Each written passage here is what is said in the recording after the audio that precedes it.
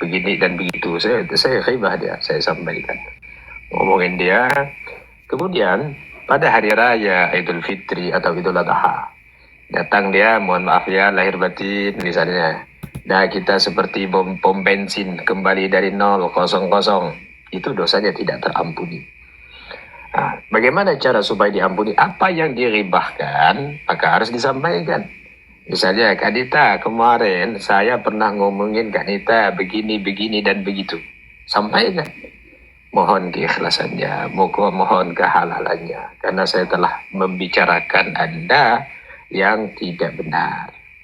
Maka kalau misalnya Kak Dita memaafkan, maka di situ dosanya juga diampuni oleh Allah Subhanahu wa taala. Begitulah cara konsep penebusan dosa. Dosa ghibah, maka Allah Subhanahu wa taala mengatakan, ya ijtanibu minadh dhann, inna ba'da dhanni inna ba'da dhanni ithmun wa la tajassasu wa la yaghtab ba'dukum ba'dan ayyawaddu ahadukum an ta'kula lahma akhi maitan fakarihtumu. Jauhilah berburuk sangka pada saudara-saudaramu, jauhilah kalian membicarakan aib saudaramu. Maka kalau kita membicarakan aib saudara kita, maka sama halnya seseorang yang memakan bangkai saudaranya hidup-hidup. Itu apa maknanya? Misalnya begini, saya punya segudang pahala. Saya punya segudang pahala. Ada pahala sholat, puasa, baca Quran, tahajud, sedekah, dan lain sebagainya. Kemudian, host punya segudang dosa. Dosa, maaf, ini hanya contoh. Dosa tidak sholat, dosa berjudi, dosa berzina. Mau ndak host saya tukar pahala, saya serahkan pada host, dan dosa si host saya ambil. Mau ndak kira-kira? Tentunya saya yang tidak mau, ya kan? Saya tidak akan mau. Tapi faktanya banyak orang mau. Buktinya apa? Bukankah ketika kita menghibah saudaramu, maka itu sama halnya ya, dosa saudaramu engkau ambil dan pahalamu engkau berikan pada saudaramu. Itu faktanya mereka banyak yang mau. Nah, fa in taba min ba'daha sahhat taubatu 'inda ahli al-hakim min dhalika adh-dhanbi wa baqi 'alayhi al-baqi wa qad tadhaharat dalail al-kitab wa sunnah wa ijma' al-ummati 'ala wujub at-taubah. Nah, kalau 4 syarat tadi terpenuhi, maka itu bisa diampuni oleh Allah Subhanahu wa taala dosanya. Kalau saudaramu mengampuni, Allah mengampuni. Kalau saudaramu tidak mengampuninya, maka Allah pun tidak mengampuni. Nah, bagaimana sekarang? Kalau ternyata ada orang minta maaf nih, udah datang dia ke rumahnya minta maaf di rumah, tapi dia tidak mau memaafkan. Pertama, ada dalam sebuah hadis qudsi, tapi saya tidak hafal, tapi saya masih ingat redaksinya. Hadis qudsi bahwa mana ada suatu ketika ada si Fulan bin Fulan mengadukan halnya kepada Allah. Ya Allah, inna hadzal rajul qad zalamani. Ya Allah, ya Tuhanku, laki-laki ini pernah zalim kepada saya dulu ketika saya di dunia. Kemudian apa yang kau inginkan, kata Allah? Aku menginginkan pahalanya dan berikan dosaku kepadanya. Oke. Apakah engkau senang? Iya ya Allah. Coba lihat ke sebelah kananmu. Dia melihat sejauh mata memandang. Di situ ada banyak kenikmatan syurga. Dia melihat raudhatun min riyadil jinan. Dia melihat taman-taman syurga. Maka apa kata orang itu? Ini untuk siapa? Untuk siapa taman-taman syurga ini, wahai ya Allah ya Tuhanku? Bagi, kata Allah, ini untuk orang yang memaafkan saudaramu. Pegang tangan saudaramu, kau bawa masuk ke dalamnya. Artinya apa? Ketika ada orang, kita datang kepada orang tersebut, kemudian kita udah minta maaf, kita minta maaf atas segala kesalahan dan kekhilafan, kemudian dia tidak mau memaafkan, maka urusannya adalah dengan Allah Subhanahu wa taala. Nah, sebenarnya ada sebuah amalan yang amat sangat luar biasa, dan itu lebih hebat dan paling memberatkan timbangan amal dibandingkan dengan amalan-amalan yang lain. Ada 3 hal. Yang pertama, wa ta'fu amma zalamaka. Ada orang yang berbuat zalim kepada kita. Orang ini belum minta maaf, kita sudah memaafkan. Ini amalan, ya, amalan yang paling memperberat timbangan amal. Wa tu'ti amman harabaka. Yang kedua, memberi, membantu. Kita punya saudara, kita punya tetangga, punya sahabat. Dia tidak pernah mau bantu kita. Ya kan, kalau kita kan kadang begini, kalau kita katakan bertetangga. Ini kalau tetangga ini dapat rezeki, dia tak pernah ingat kita. Ya kan? Nah, akhirnya tetangga ini kan kadang begini. Tetangga sebelahnya bilang, wah, awas nanti kalau saya dapat rezeki tidak akan saya kasih. Wah, artinya dia ada dendam, ingin membalas. Tetapi kalau ada orang ini kalau kita butuh tak pernah nolong kita, kalau kita butuh dia tidak pernah bantu kita, tetapi ketika orang itu butuh kita masih mau membantu, maka itu adalah amalan yang paling memberatkan, kata Nabi SAW. Termasuk memaafkan tadi. Ya, dia punya salah. Ya, dia punya salah. Dia belum minta maaf. Ya, dia udah zalim pada kita, dia udah berbuat aniaya pada kita, dia memfitnah kita, dia menyakiti kita. Tetapi sebelum orang itu minta maaf, kita udah maafkan duluan. Maka itu termasuk sebuah amalan yang paling hebat dan paling dahsyat untuk memperberat timbangan amal. Nah, jadi itu salah satu dosa ghibah tadi. Nah, jadi syarat kalau kita konsep penebusan dosa di dalam Islam, kalau kita ada dosa kepada sesama makhluk, maka syaratnya ada 4, yaitu kalau itu berkaitan dengan harta, kembalikan hartanya dan minta maaf pada orangnya. Kalau itu berkaitan dengan marwah, harga diri, nama baik, maka kembalikan nama baiknya, kemudian minta maaf. Kalau itu berkaitan dengan ghaibah, maka mintalah kehalalannya. Kalau misalnya itu berkaitan dengan, maka kembalikan haknya, itu yang keempat. Apabila fa'inta ba'duha sahhat tawbatu inda ahli al-hakim, jadi kalau orang itu sudah memaafkan, tak usah khawatir, Allah sudah memaafkan. Otomatis jami'an ayyuhal mu'minuna la'allakum tuflihun, kata Allah. Itu kepada kalian semua, hai orang-orang yang beriman, supaya kalian beruntung. Istaghfiru rabbakum thumma tubu ilaih. Mintalah, istighfarlah kalian kepada Allah, maka Allah Subhanahu wa ta'ala akan menerima taubatnya. Innamat taubatu 'ala alladziina ya'maluna as-su'a bi jahalatin thumma yatubuna min qarib fa innallaha yatubu 'alaihim. Innallaha kana tawwabur rahima. Maka taubat itu adalah taubat yang dilakukan oleh orang-orang yang melakukan sebuah kesalahan, kemudian dia cepat-cepat minta maaf, dia cepat-cepat bertaubat kepada Allah kalau itu dosanya kepada Allah. Kalau dia dosa kepada manusia, cepat-cepat minta maaf. Nah, itu dulu, barangkali ada yang mau didiskusikan sebelum kita lanjut ke pembahasan berikutnya. Silakan, Abang. Atau kalau ada yang mau menambah, silakan. Saya mau nanya Ustaz.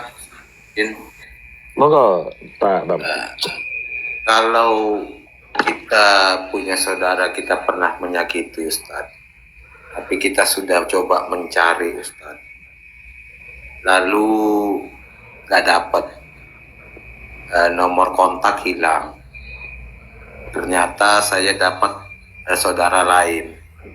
Saya menyampaikan pesan, kalau ketemu dengan si B, sampaikan permintaan maaf saya kepada si B. Kira-kira boleh nggak Ustaz?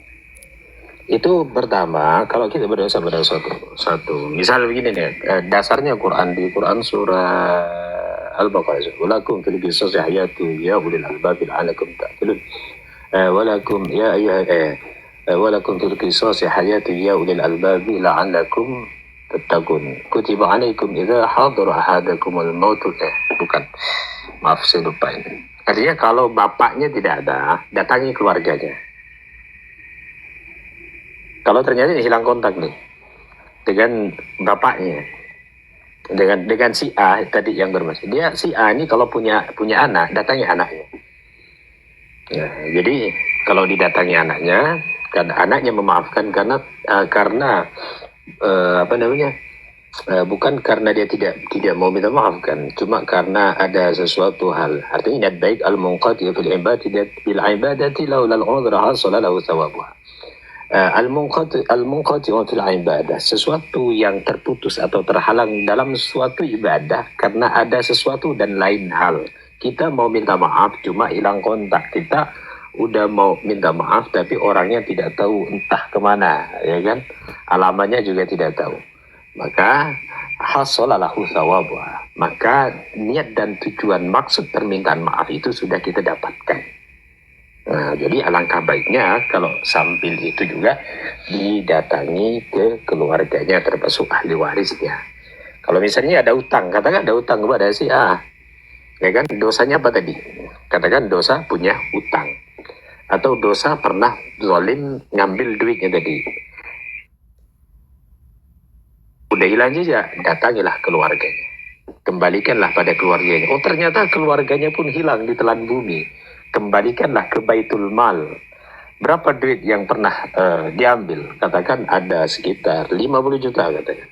Maka 50 juta itu sumbangkan ke Baitul Mal, anak yatim, jombo, atau orang-orang yang berhak untuk mendapatkan itu, yang sifatnya untuk agama Allah, di jalan Allah Subhanahu wa taala. Nah, begitu, Bang, kira-kira. Kalau itu kalau berupa hutang ya Ustadz ya, tapi kalau berupa hutang misalkan salah ngomong gitu ya Ustadz ya, maksudnya pernah berbicara nyeleneh lah kita Ustadz begitu ya kepada saudara kita, lalu kontaknya hilang semua Ustadz. Kalau kita memohon kepada Allah boleh nggak Ustadz untuk diminta ampunan? Ya, itu alasan tadi al-munqati'u fil ibadati laula al-udhra hasala lahu thawabuha. Sesuatu yang terputus karena ada sesuatu dan lain-lain. Kita bukan tidak mau minta maaf pada orang itu. Cuma orang itu hilang jejak, dia hilang kontak, maka mintalah ampun kepada Allah. Itu kalau berkaitan dengan hifdzul irdi, harga diri, nama baik, ada omongan hal-hal yang menyakitkan. Nah, begitu Abang. Baik Ustadz, terima kasih Ustadz. Izin Ustaz, saya juga bisa bertanya Ustaz. Monggo. Saya juga mau bertanya nanti. Iya, saya dulu ya Deku ya. Sebentar aja. Terkait ini surah As-Zumar ayat 53 Ustaz, yang isinya seperti ini. Qul ya ibadiyallazina asrafu ala anfusihim la taqnatu mir rahmatillah innallaha yaghfiruz dzunuba jami'a innahu huwal ghafurur rahim. Ya. Katakanlah Nabi Muhammad, wahai hamba-hambaku yang melampaui batas dengan mensalimi dirinya sendiri, janganlah berputus asa dan dari rahmat Allah. Sesungguhnya Allah mengampuni dosa semuanya. Sesungguhnya Dialah yang Maha Pengampun lagi Maha Penyayang. Pertanyaan saya Ustaz, khatulistiwa saudaraku, mensalimi diri sendiri ini seperti apa? Silakan saudara. Nah, nanti itu akan ada di pembahasan berikutnya insya Allah. Itu ada di beberapa hadis Nabi Sallallahu Alaihi Wasallam. Tetapi boleh saya ulas sedikit. Zalimul li nafsi. Manusia itu ada dua, enggak kan? Ada zalimul li nafsi, ada sabiqum bil khairati biidznillah. Ada at-tahalli bil fadail, ada at-takhalli bil radail. At-tahalli bil fadail yaitu menempatkan diri kita kepada sesuatu yang diridhai oleh Allah. Artinya kita kan punya hati, punya mata, kita gunakan pada hal yang diridhai oleh Allah. Punya mulut, kita gunakan pada hal yang membuat Allah ridha. Punya telinga, punya anggota tubuh, itu menempatkan posisi tubuh kita, ya, memanfaatkan seluruh potensi yang ada pada kita untuk mendapatkan ridha Allah. Itu namanya at-tahalli bil fadail. At-takhalli bil radail itu menghinakan dirinya, menempatkan diri kita kepada sesuatu yang Allah Subhanahu wa taala murka. Punya mata, dia tidak gunakan untuk membuat Allah ridha, tapi gunakan kemaksiatan. Dia punya telinga, dia gunakan kemaksiatan. Punya mulut, dia gunakan pada kemaksiatan. Termasuk tidak sholat, tidak puasa, tidak zakat, yang mana itu adalah hak seorang hamba kepada Allah, itu disebut dengan zalimul li nafsi. Perut ini punya hak untuk mendapatkan makan makanan yang halal. Tetapi dia gunakan perutnya diisi dengan makan makanan yang haram. Itu namanya zalimul li nafsi, termasuk at-takhalli birrada'in, memposisikan tubuhnya kepada sesuatu yang membuat Allah Subhanahu wa taala murka. Itu ulasan singkatnya Abang. Itu yang dimaksud zalimul li nafsi. Iya, terima kasih banyak Ustazku. Dinda Nita, silakan tadi Bu bertanya. Oke, siap, siap.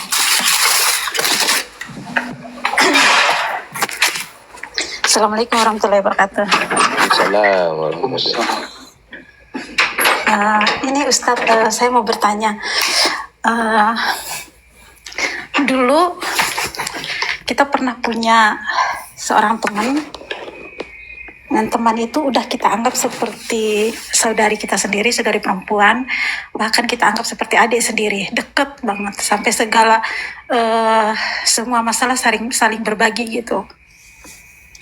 Nah, tiba-tiba ada pengkhianatan di sini. Misalnya teman kita tiba-tiba mengkhianati kita.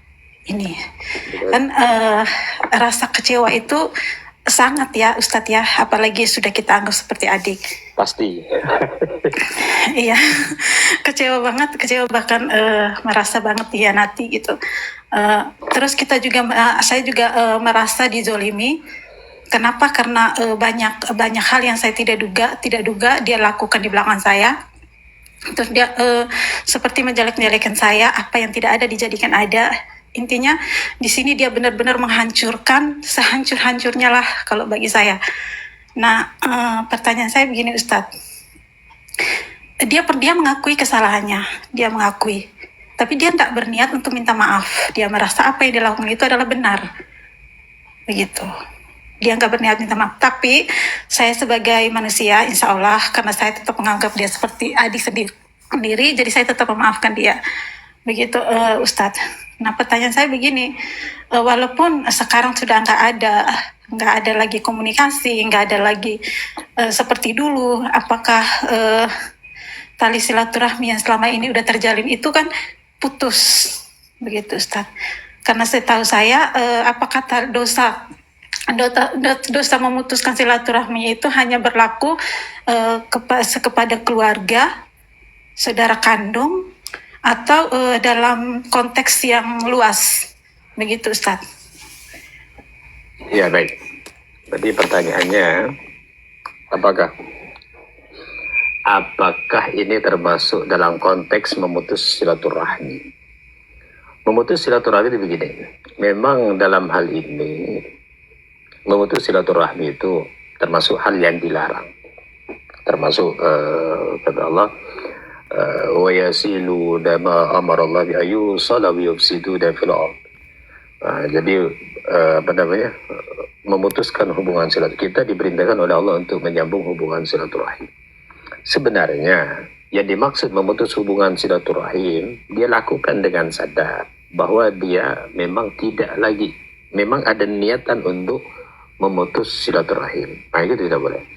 Maka seluruh amalan akan diterima oleh Allah Subhanahu wa taala illal masyayikh, kecuali orang yang memutuskan hubungan silaturahim tadi. Maka itu amalan tidak diangkat oleh Allah Subhanahu wa taala. Tetapi kalau niatnya bukan untuk memutus hubungan silaturahim, tapi karena bentuk kekecewaan tadi dan dia menjaga jarak, itu berbeda konteksnya. Ayat tak boleh itu niat untuk memutus hubungan silaturahim. Maka memang dalam hal ini kan ibaratkan kalau bahasa kimia ya kan, itu termasuk memberikan energi negatif. Maka jangan sekali-kali kita memberikan energi negatif kepada orang lain, yaitu memberikan kekecewaan pada orang lain. Maka itu akan berubah menjadi sebuah panas dan menjadi sebuah kebencian. Dan itu akan ada koneksinya dengan Sang Pencipta, karena pemilik hati ini adalah Allah Subhanahu wa taala. Kemudian yang kedua, kebalikan daripada membuat kecewa orang lain. Pernah Nabi Musa alaihissalam ketika ditanya oleh Allah, ya wahai Musa, apakah amalan yang paling hebat, yang paling besar pahalanya? Maka Nabi Musa mengatakan, solat. Ya Allah. Oh bukan, mereka solat itu karena atas perintahku. Maka kata Allah, idkhalus surur fi qalbil mu'min, memberikan rasa gembira kepada saudara-saudara kita, kepada saudara-saudara sesama muslim pada khususnya, dan seluruh makhluk pada umumnya, maka itu adalah pahala yang paling besar. Nah, maka berkaitan dengan hal ini tadi kita sudah membahas sedikit. Amalan yang paling hebat yang membuat amalan timbangan amal yang paling berat, yang memberatkan timbangan amal, yaitu memaafkan saudara yang telah menyakiti, yang membuat kita kecewa. Maka kenapa dalam hal ini begitu besar pahalanya dan bahkan lebih besar daripada amalan-amalan yang lain? Karena untuk mengatasi masalah ini amat sangat sulit, tidak semua orang bisa. Tidak semua orang mau menerima dengan lapang dada. Hanya orang-orang tertentu dan orang-orang yang mengharapkan ridha dan ampunan dari Allah Subhanahu wa taala, mereka akan mau memaafkan saudaranya, ya kan? Tadi dalam kaitan hal ini, jangankan posisi wa ta'fu amman zalamaka, memaafkan orang yang menzalimi kita, dalam posisi dia tidak bersalah itu, ya kan? Dalam posisi tidak bersalah, dia mau memaafkan. Bagaimana sekarang kalau posisi dia bersalah? Pasti dia akan lebih memaafkan, atau sebaliknya begitu. Jadi kesimpulannya bahwa yang penting untuk memutus hubungan silaturahim tadi, tidak ada niat untuk memutus hubungan silaturahim, tetapi dia hanya menjaga jarak agar kekecewaan tidak terulang kedua kali. Karena apa? Dia telah memberikan energi negatif kepada dirinya. Jadi beda konteksnya memutus hubungan silaturahim dengan menjaga jarak. Kalau menjaga jarak, suatu saat ketika dia bertemu, mungkin dia akan tegur sapa, mungkin dia akan bercerita walaupun tidak seperti sedia kala. Kalau yang pertama keakrabannya hampir 100%, mungkin hanya dikurangi sampai 20-30%. Kira-kira begitu, Anita. Mungkin ada yang lain mau menambahkan, silakan. Biar enggak saya aja yang ngomong. Iya, izin Ustaz, saya bertanya satu lagi boleh Ustaz? Monggo, Bang. Iya, mungkin ini ranahnya agak privat dikit, tapi nggak apa-apa. Saya kan latar belakangnya yang gagal dalam perceraian rumah tangga, Pak, peristiwa. Iya. Sedangkan di Al-Quran dikatakan bahwasanya sifat yang dibenci Allah itu adalah perceraian. Nah, sementara mungkin ujian itu kami tidak mampu melewatinya, atau bagaimana kita tidak mampu berkata-kata dengan hal itu. Yang terinti sekarang ini karena kegagalan dalam rumah tangga, sudah pasti anak akan menjadi korbannya. Sehingga saya berpikir seperti ini, Ustaz. Selama 7 tahun ini saya bertahan, dan saya tidak ingin rezeki yang Allah berikan ini nanti berpecah jika saya memilih untuk menikah lagi misalnya. Sementara tanggung jawab saya masih besar kepada anak-anak. Itulah yang membuat saya selama ini belum membuka hati untuk menemukan pasangan lagi. Itu silakan. Jadi maksudnya hukumnya apa? Dosa? Iya. Begini. Dosa kah atau ayat? Ya, masuk broken home ini. Bagi abghadul halal indallah ya at-talaq. Sesuatu yang paling dibenci oleh Allah tetapi halal, boleh gitu. Itu adalah cerai. Maka dalam Islam kita berbeda loh. Apa yang dipersatukan Tuhan tidak boleh diceraikan oleh manusia, beda. Kita cerai itu adalah solusi. Maka contoh Quran surah Al-Imran. Dalam Quran surah insyaallah Quran surah Al-Imran. Saya ini kalau menyebutkan kalau ayatnya hafal, tapi ayatnya saya tidak hafal. Kadang salah-salah menyebutkan surah, kadang atau Al-Imran atau di Al-Baqarah. Tapi kalau tidak salah itu di Al-Baqarah. Fa in lam yuqima alla yuqima hududallahi fala junaha alaihima fima iftadat. Kalau sekiranya hukum-hukum Allah tidak bisa ditegakkan di dalam rumah tangga itu, maka tidak ada fala junaha alaikum, maka tiada dosa kalian untuk bercerai. Nah, dan bahkan ada cerai itu hukumnya wajib. Nih kita bahas perceraian dulu.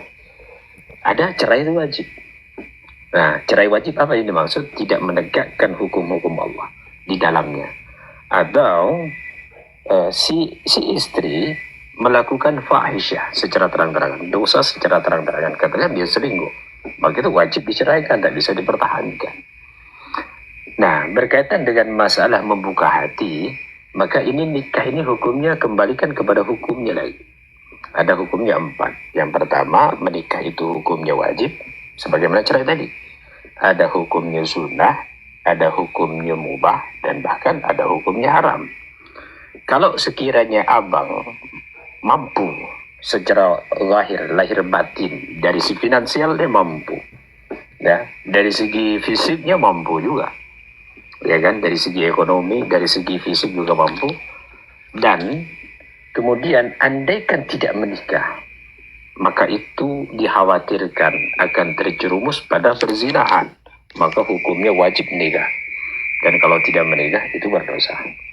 Kemudian yang kedua, kalau tidak khawatir dengan hal yang tadi itu, dia tidak mungkin terjadi perzinahan. Dia bisa jaga mata, dia bisa menjaga pandangan dalam hal-hal yang dilarang oleh Allah Subhanahu Wa Taala.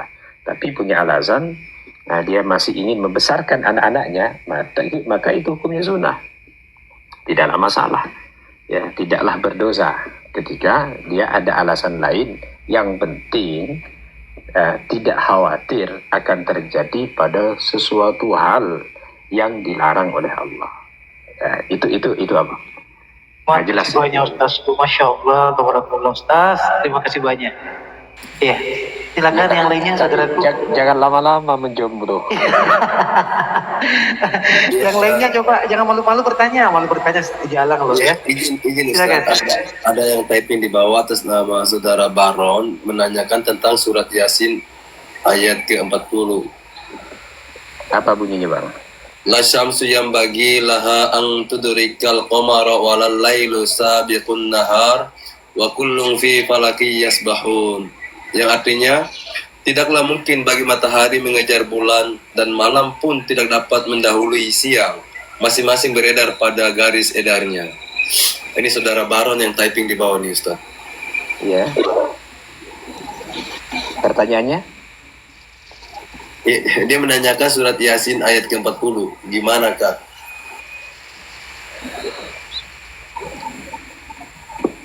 La syamsu yanbaghi laha an tudrika al-qamara wa al-lailu sabiqun nahar wa kullun fi falakin yasbahun. Itu artinya matahari, bulan, seluruh galaksi di alam raya itu berputar sesuai dengan garis orbitnya. Dan itu adalah ketetapan Tuhan. Dan siang tidak mendahului malam, malam juga tidak mendahului siang. Semua berputar dan teratur sesuai dengan garis orbit. Nah, jadi penjelasannya atau pertanyaannya ini?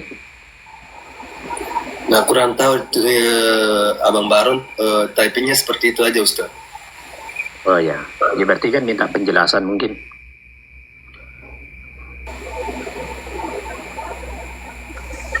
Oh, penjelasannya Ustaz, itu ada typing di bawah minta penjelasannya, Ustaz. Ya, jadi kalau masalah penjelasan yaitu tadi الشمس ينبغي لها أن تدرك القمر ولا الليل سابق النهار وكل في فلك يسبحون. maka الشمس ينبغي لها أن تدرك القمر. Ada wasyamsu tajri juga ada itu. Wasyamsu tajri di mustaqarril laha dzalika taqdirul azizil alim. Sebelumnya matahari ya tajri di mustaqarril laha berputar sesuai dengan garis orbitnya. Dzalika taqdirul azizil alim. Wal qamaru qaddarnahu manazil hatta 'ada kal urjunil qadim. Begitu juga bulan. Ya, begitu juga bulan dengan pemeliharaan wal qamar qaddarna. Kami jadikan menempati posisi-posisi tertentu. Dengan sebab itulah pada awalnya bulan terlihat kecil, yang malam kecil, yang malam demi malam semakin bertambah, semakin besar. Ini bulan sama dengan kurang lebih dengan umur manusia.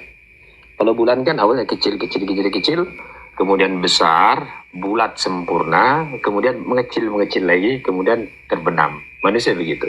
Dari kecil dia umurnya semakin tumbuh dewasa, setelah mencapai kesempurnaan kedewasaannya, itu mencapai usia produktifnya, maka dia kembali menua, meninggal. Itu kurang lebih perumpamannya seperti itu. Nah, la syamsu yanbaghi laha an tudrika al-qamar.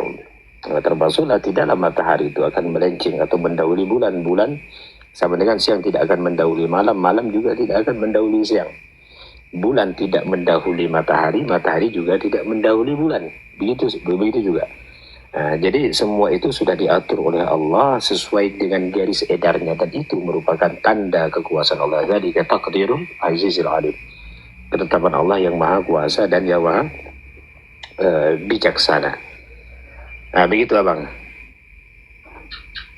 Ya. Kalau tidak menjelaskan. Ya, kita sapa dulu, ada tamu kita, Abang Edrianto. Assalamualaikum, Abang Edri.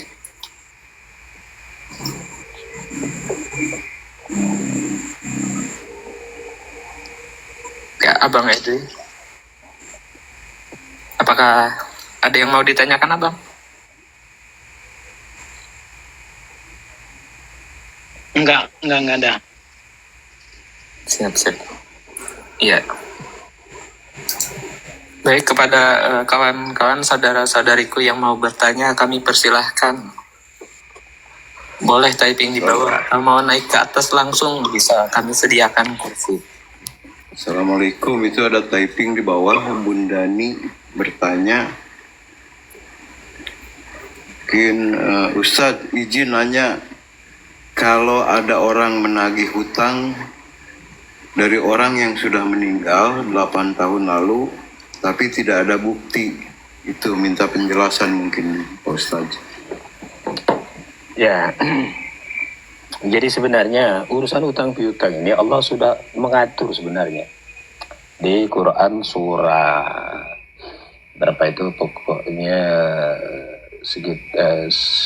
ayat 220 kalau tidak salah. Itu termasuk salah satu ayat yang paling panjang. Bismillahirrahmanirrahim. Ya ayyuhalladzina amanu idza tadayantum bidainin ila ajalin musamman faktubuh wal yaktub bainakum katibun bil 'adl wa la yaba katibun ay yaktuba kama 'allama Allah falyaktub wal yumli alladhi 'alayhi al-haqq wal yattaqilla rabbahu wa la yabkhas minhu shay'an fa in kana alladhi 'alayhi safiyan aw dha'ifan aw la yastati' ay yumilla wali falyumlil wali bil 'adl wastashhidu shahidain, dan seterusnya panjang. Ketika kalian transaksi utang piutang, maka catatlah, kata Allah. Diperintahkan, disuruh catat transaksi.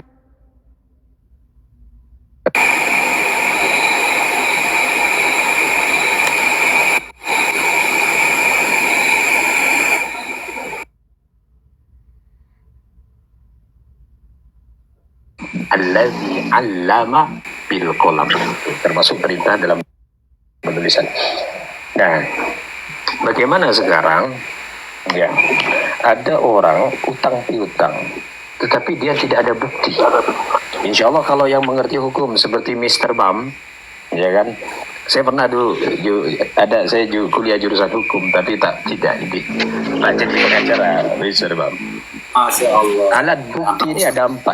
Alat bukti ada 4. Satu, berdasarkan dokumen, termasuk alat transaksi tadi. Kemudian yang kedua, berdasarkan pengakuan. Tolong diluruskan nanti, Mr. Bam. Ya, yang kedua berdasarkan pengakuan. Saya mengakui bahwa saya punya utang, atau si A punya utang. Kalau dia tidak mengakui, maka harus berdasarkan petunjuknya. Nah, ya, berdasarkan saksi. Saksi baik dari pihak pemberi hutang atau yang punya piutang. Nah, bisa didatangkan itu. Kemudian yang keempat, alat bukti itu termasuk berdasarkan petunjuknya. Sama dengan begini. Kemarin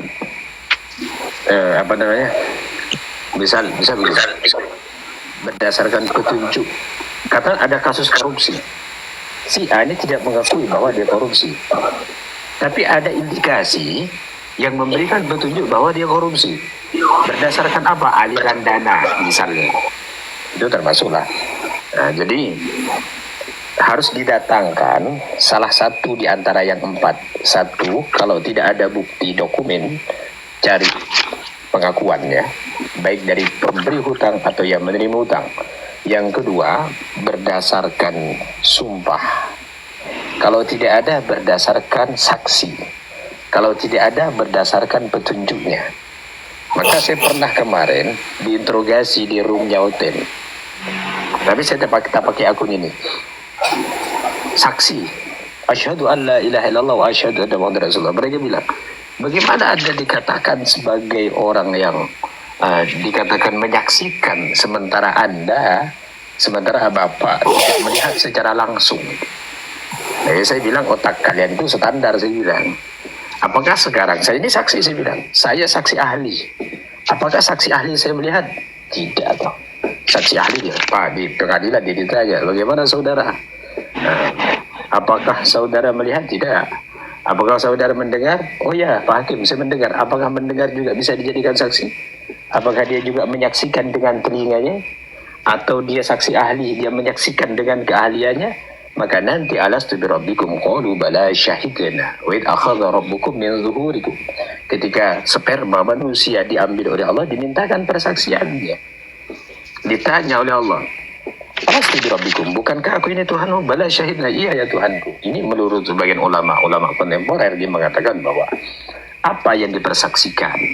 Yang dipersaksikan itu manusia dengan segala potensinya. Potensi akalnya, potensi berpikirnya, otaknya, telinganya, mata, tubuh, semua itu dipersaksikan oleh Allah dengan segala potensinya. Maka kembali ke masalah utang piutang tadi, saksi itu tidaklah harus bukti, tidak harus berupa dokumen, bisa juga berdasarkan saksi, bisa juga berdasarkan petunjuk, bisa juga berdasarkan sumpah dan pengakuan. Gimana kira-kira, Mr. Bam? Mohon maaf nih, saya bukan ini ahli di bidang hukum, tapi kurang lebih begitulah mungkin. Udah luar biasa Ustaz, mantap, benar Ustaz. Ya kan, saya tidak pernah berkecimpung di pengadilan ya. Mudah-mudahan tidak pernah saya dipanggil sebagai saksi, apalagi tersangka ya kan. Janganlah Ustaz, astagfirullah. Jangan Ustaz. Ini kalau di dunia, bagaimana pengadilan Allah? Masya Allah, naudzubillah tadi. Ditanya oleh Allah. Ya? Gak ada pengacaranya. Gak laku pengacaranya ke pengadilan Allah. Ada pengacaranya ya sebab tidak bisa manusia pengacaranya. Pernah nih ditanya Rasulullah SAW. Nanti kata Nabi SAW mengatakan, man qara'a surat al-mulk kulla laylah lam yadurru fitnatan. Siapa yang membaca surah al-mulk setiap malam, tabarakalladzi biyadihi al-mulk wa huwa ala kulli syai'in qadir alladzi khalaqal mauta wal hayata liyabluwakum ayyukum ahsanu amala, dan seterusnya. Ini nanti al-mulk ini sebagai pengacara kita. Siapa yang istiqomah mencari al-mulk, membaca al-mulk setiap malam ini, maka siksa kubur, azab kubur tidak berpengaruh pada dia. Kan di kuburnya ada siksa azab kubur ya kan, ada kegelapan kubur, ada siksa kubur, ada pertanyaan kubur. Nah nanti al-mulk ini menjelma menjadi manusia, firman menjadi manusia. Iya, dengan bentuk yang rupa, itu ada hadisnya, dengan bentuk rupa yang sempurna. Dia menghadap kepada Allah, ya Allah ya Tuhanku, jika engkau menyiksa hamba ini selalu istiqomah membaca al-mulk, apakah engkau akan menyiksa ini? Si hamba si fulan bin fulan ini. Lalu kenapa kata Allah, jika engkau ingin menyiksa hamba ini, sementara hamba ini si fulan bin fulan ini selalu istiqomah membaca surah al-mulk setiap malam, maka hapuslah aku terlebih dahulu dari daftar kitab sucimu. Maka Allah perintahkan, Aishfili ashabik, berikan syafaat pada orang itu. Maka al-mulk tak bisa kita, kalau meninggal tak bisa kita pakai pengacara yang ada di dunia, tak laku nanti, paham? Di akhirat tak laku. Nah, ada pengadilan Tuhan nih cerita. Itu di Quran semua itu. Orang-orang nanti, orang-orang yang kafir dia minta kepada Allah, Rabbana akhrijna na'mal salihah inna muqinun. Ya Allah, ya Tuhanku, kembalikan kami ke dunia. Saya akan beramal soleh, saya akan beriman kepada Engkau, saya akan sholat, saya akan puasa, saya akan sedekah, saya akan haji, saya akan baca Quran dan lain sebagainya. Maka kata Allah, awalam nu'ammirkum ma yatadhakkaru fihi man tadhakkar wa ja'akumun nadhir. Apakah tidak ada orang-orang yang menyampaikan ayat-ayat kami? Apakah tidak ada kiai, tidak ada ustadz yang menyampaikan ayat-ayat kami? Maka orang ini menjawab membantah lagi, ya Allah, ya Tuhanku, Rabbana akhrijna na'mal salihah. Ya Allah, kembalikan kami ke dunia. Saya akan beriman dan beramal soleh. Allah membantah lagi, berapa tahun saya kasih kamu umur? Awalam nu'ammirkum. Berapa tahun saya kasih kamu umur? Kemana saja? Kau gunakan untuk apa umurmu? 50 tahun kah? 60 tahun kah? Itu umurnya kamu apakan? Apakah tidak ada orang-orang yang menyampaikan ayat-ayat kami? Maka Allah membantah lagi. Dzalikum idza du'iya Allahu wahdahu kafartum wa in yushraka bihi tu'minu fal hukmu lillahil 'aliyyil kabir.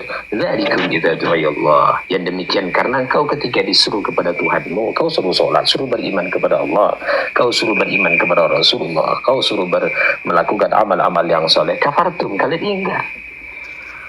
Wa iyyushraka bi tu'minu, ketika diajak pada jalan kemusyrikan kau yakin dan percaya, kau mengikuti itu, maka sudah terlambat. Fal hukmu lillahil 'aliyyil kabir. Pengadilan Tuhan yang maha besar, yang maha akbar telah dikelar. Maka pada saat itu yauma la yanfa'u malu wala banun, maka harta, anak, semuanya tidak berguna lagi. Maka orang ini merengek lagi, Rabbana ghalabat alaina syibwatuna. Ya Allah, kami dulu di dunia dikalahkan oleh hawa nafsu kami. Maka kata Allah, ihsa'u fiha wa la tukallimun. Nyahlah dari hadapanku. Itu bahasa itu ya kan. Ihsa'u fiha wa la tukallimun. Kau nyahlah dari hadapan, jangan lagi berbicara kepadaku. Terakhir dia minta kepada Allah, ya Allah, ya Tuhanku, karena saya dulu di dunia disesatkan oleh syaitan, maka pertemukan kami dengan yang namanya ja'alahuma tahta aqdamina liyakuna minal asfalin. Ya Allah, mau saya injak-injak tuh setan. Dia mau balas dendam tuh, tapi udah di neraka. Setannya, iblisnya sudah khutbah di neraka jahanam itu. Maka kata setan apa? Simpel dia jawabnya. Dia bilang, "Ala talumuni walumu anfusakum." Jangan kau salahkan aku, salahkan dirimu sendiri. Ya, saya cuma ngajak, kenapa kau ikut? Saya cuma ngajak, kenapa kau ikut? Itu simpel jawabannya setan iblis. Nah, jadi begitu abang kira-kira.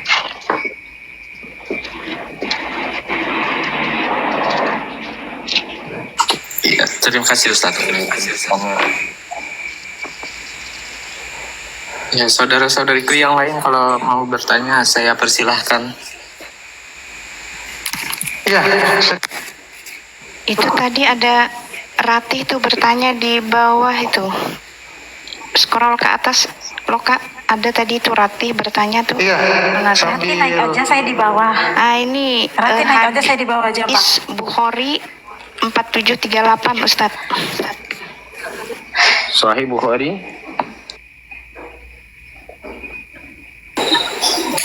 Sahih Bukhari 47 Sahih Bukhari 4738. 4738. 37 4738 Ustaz. 4738. Baik. Namanya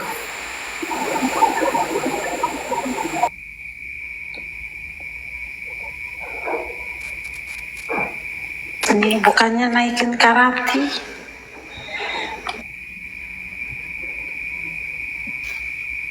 Iya, teman-teman, kalau ada yang mau bertanya, silakan jangan malu-malu, bertanyalah selagi kita masih ada umur panjang ini semuanya ya. Masih ada ustaz kita yang mampu memberikan penyampaian, silakan teman-teman bertanyalah. Jadi ini ya 4738 hadatsana Muhammad bin Yusuf hadatsana Sufyan an Hisham an Abi an Aisyah radhiyallahu anha Nabi sallallahu alaihi wasallam tazawwajaha wa hiya bintu 60 sana 6 sana wa udkhilat alaihi wa hiya bintu 90 wa makasat indahu 9. Jadi hadis ini Nabi sallallahu alaihi wasallam menikahinya di saat dia berumur 6 tahun dan ia dikauli saat berumur 9 tahun. Dan Aisyah hidup bersama dengan beliau selama 9 tahun. Maka yang ini hadis yang selalu di framing sebenarnya. Maka di dalam hadis ini kalau ada hadis yang sekiranya kurang etis, maka di situ ada takhrijul hadis.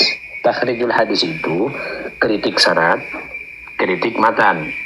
Apa sanadnya? Yang jadi masalah ini kan ini Hisham ini dikenal dalam perawi hadis termasuk orang yang pikun. Cuma oke lah kalau itu mereka buat argumentasi. Sementara kalau ya Ustaz, apakah pertanyaan itu sesuai dengan tema enggak Ustaz? Kalau memang tidak sesuai dengan tema jangan dibahas dulu Ustaz. Tidak sesuai sih sebenarnya. Kalau dibahas ini panjang sebenarnya. Jangan dibahas dulu. Karena di luar tema Ustaz. Oh ya oke. Ya, jangan dibahas itu karena itu framing Oten yang men-typing di live-nya Rati itu. Iya, jadi teman-teman saudaraku di bawah ya, terus untuk keluarga Omi, sekiranya pertanyaannya ya terkait tema aja ya. Boleh ya masih penampilan dosa misalnya seperti itu. Semisal kayak tadi saya, apa hukumnya dengan belum menikah membuka hati, itu kan juga salah satu larinya ke dosa juga atau gimana. Alhamdulillah ternyata alasannya kalau mau membesarkan anak yang membuat bertahan berarti sunnah. Betul kan Ustaz ya? Iya, ya, semacam itu saudaraku. Tidak berdosa maksudnya Bang. Iya, tidak berdosa, artinya sunnah gitu kan. Ya, silakan yang lainnya bertanya. Sabar dulu Abang ya. Ya jadi minta maaf untuk Rati ya, untuk pertanyaan itu tidak bisa dijawab ya karena pertanyaan itu di luar tema. Minta maaf ya. Lain kali saja nanti kalau memang ada tema yang menjurus ke sana baru boleh bertanya itu. Ya, kita selesaikan tema dulu, baru nanti kita bahas itu. Siap. Okay. Nah, sekarang kita lanjut dulu berkaitan dengan taubat tadi. Pertama, Nabi SAW mencontohkan orang Islam ini enak sih sebenarnya. Penebusan dosanya tadi sesuai dengan pertanyaan Barisil tadi. Apakah Islam mengenal dengan konsep penebusan dosa dengan mengalirkan darah? Tidak. Bahkan orang Islam, Allah Rabbana la tuakhidna in nasina aw akhtana Rabbana wa la tahmil alaina isran kama hamaltahu ala alladhina min qablina Rabbana wa la tuhammilna ma la taqata lana bih. Orang Islam sebelum berdosa sudah diampuni dosa. Yang penting pakailah doa yang diberikan garansi oleh Allah, Rabbana la tu'akhidna, ya Allah jangan siksa kami, inna sina kalau kami salah, ya inna sina au akhtana kalau kami lalai atau kami lupa, ya au akhtana Rabbana wa la tahmil alaina, ya Allah jangan bebankan kepadaku dosa-dosa atau sesuatu perbuatan di luar kemampuanku. Ini orang Islam sebelum berbuat dosa itu udah diampuni. Kalau dia sudah berbuat dosa ternyata gampang Islam itu. Kata Allah, walau annahum idzalamu anfusahum ja'uka fastaghfirullah wastaghfara lahumur rasul lawajadullah tawwabur rahim. Kalau kalian zalim, kalian berbuat dosa, istighfar saja. Pasti oleh Allah ya ampuni. Tapi syaratnya ada 3 tadi. Ya kan? Syaratnya ada 3. Dan ini dicontohkan oleh Rasulullah sallallahu alaihi wasallam. Sami'tu Rasulullah sallallahu alaihi wasallam yaqul wallahu inni la astaghfirullah wa atubu ilaihi fil yawm akthara min 70 marrah. Saya kata Nabi sallallahu alaihi wasallam ya, memohon ampun kepada Allah, istighfar kepada Allah, bertaubat kepada Allah dalam 1 hari 1 malam sebanyak 70 kali. Di riwayat lain sebanyak 100 marrah. Ya ayuhan nas tubu ila Allah wastaghfiru fa inni atubu fil yawmi 100 marrah. Nabi sallallahu alaihi wasallam yang ibadahnya terbaik, tahajudnya terbaik, akhlaknya terbaik, sedekahnya terbaik, ya, jihadnya di jalan Allah terbaik, dia masih istighfar kepada Allah paling sedikit 70 kali sehari semalam. Ada yang mengatakan 100 kali 1 hari semalam. Nabi sudah dijamin surga. Nabi sudah maksum. Nabi terdekat dengan Allah. Nah, bagaimana dengan kita sekarang? Kita tidak dijamin surga, bukan orang terdekat dengan Allah. Apakah sholat kita terbaik? Apakah puasa kita terbaik? Zakat haji kita apakah terbaik? Apakah tahajud kita terbaik? Apakah bacaan Quran kita terbaik? Apakah kita tidak malu, kan begitu? Nah, Nabi saja yang dijamin masuk surga, masa kita yang tidak dijamin surga, yang ibadahnya wallahu a'lam bisawab, apakah diterima atau tidak? Ya kan? Apakah ibadah kita ini bisa menolong kita atau tidak? Maka paling tidak ini menjadi sebuah gambaran kepada kita, kalau Nabi yang sudah dijamin masuk surga, ibadahnya terbaik, masih mohon ampun kepada Allah dalam konteks memberikan pengajaran kepada kita, maka kita pun harus beristighfar kepada Allah. Kita banyak-banyak beristighfar. Ya paling tidak setelah sholat ya. Zuhur katakan ada 20, asar, maghrib, isya, subuh. Kalau 5 setelah selesai sholat, astagfirullahaladzim misalnya. Nah, kalau 20 itu udah 100. Paling tidaklah seperti itu. Ya kalau lebih banyak lebih bagus. Nah, istighfar itu banyak. Ada juga yang sampai para ulama NU dia mengkomparasikan membuat suatu biar tidak bosan lah, mungkin kan ada yang astaghfirullah rabbal baraya astaghfirullah minal khataya, boleh, artinya boleh pakai astagfirullahaladzim. Ada istighfarnya Nabi Adam, boleh kita pakai itu. Rabbana zalamna anfusana wa illam taghfir lana wa dhunubana wa tarhamna lanakunanna minal khasirin. Atau kita mau pakai istighfarnya Nabi Yunus, Rabbi inni zalamtu nafsi zulman kabira fa innahu la yaghfiru dhunuba illa anta. Atau sayyidul istighfar, ya kan? Saya sudah astagfirullah anta rabbi la ilaha illa anta khalaqtani wa ana 'abduka wa ana 'ala ahdika wa 'ahdika mastata'tu wa a'udzu min syarri ma sana'tu abu'u laka bi ni'matika 'alayya wa abu'u bi dhanbi faghfir li dhunubi fa innahu la yaghfiru dhunuba illa anta. Atau terlalu panjang, cukup astagfirullah atau terlalu panjang ya Allah ya Ghaffar ya Ghaffar ya Ghaffar. Kalau masih terlalu panjang mati saja lah. Kalau itu masih terlalu panjang. Begitu. Jadi itu jalan pintas ya Ustaz. Iya. Terakhir itu jalan pintas. Ya maklumlah kan kita banyak kesibukan ya kan. Karena kita kadang begini, duduk di komal berjam-jam mampu, tapi belum tentu kita mampu duduk baca Quran 1-2 juz, padahal hanya membutuhkan 1 atau 2 jam, belum tentu mampu gitu. Ya, boleh kan? Bertanya Ustaz? Monggo silakan. Ini berkaitan dengan taubat ya Tad? Iya betul. Kan ada orang yang mengatakan taubat nasuha katanya. Kan sering-sering kita mendengar kata-kata itu kan. Iya. Yang dikatakan nasuha ini apa nih nasuha ini Tad? Bukan, iya. Tadi udah dibahas sebenarnya, saya ulas sekali lagi. Bukan kata orang taubat nasuha. Di Quran surah Ali Imran. Ya ayyuhalladzina amanu tubu ilallahi taubatan nasuha. Asa rabbukum ayyukafiru ankum sayyiatikum wa yudkhilakum jannatin tajri min tahtihal anhar. Tuh. Jadi taubatlah kalian kepada Allah dengan taubatan nasuha. Maka taubatan nasuha itu ada 3 hal. Ayyakala'a anil ma'siyah. Pertama, kalau dia berbuat dosa, hentikan segera. Ya, maksiatnya dihentikan. Nah, kemudian wathani ayyanda ma'ala fi'liha. Kemudian yang kedua, syarat taubat nasuha itu adalah menyesali atas perbuatannya. Wathalithu ayyazima alla ya'ud ilaiha. Yang ketiga, dia berjanji membuat tekad yang bulat dengan membuat perjanjian fi alamir ruh, di dalam diri kita kepada Allah.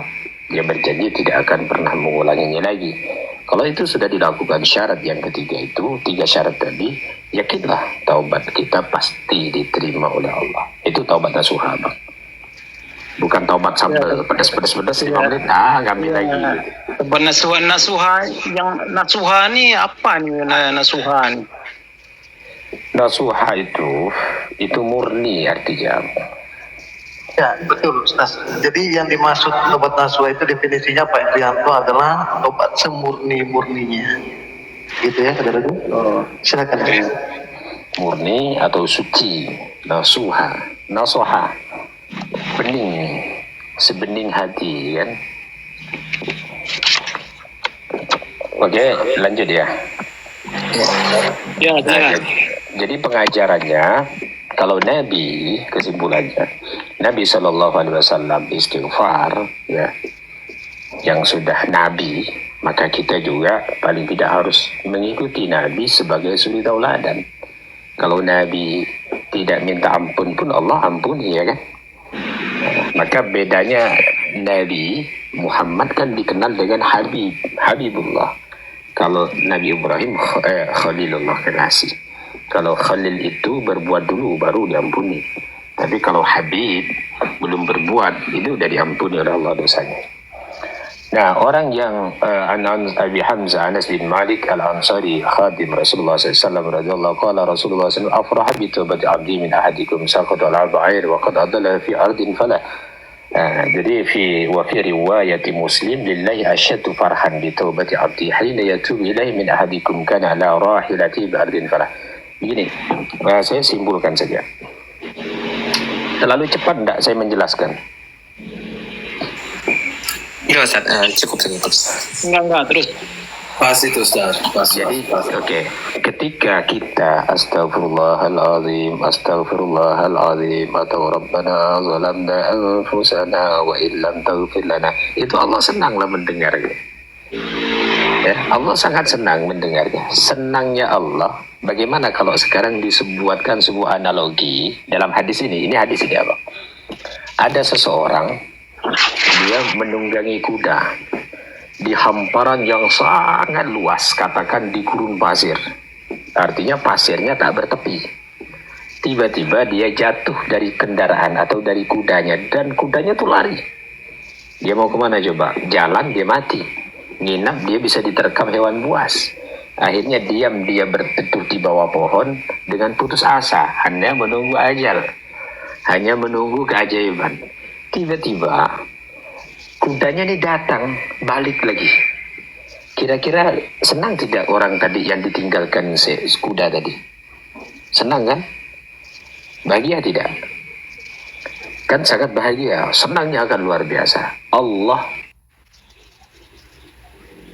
Bagaimana sekarang kita? Ibarat kata, kita ini tersesat nih.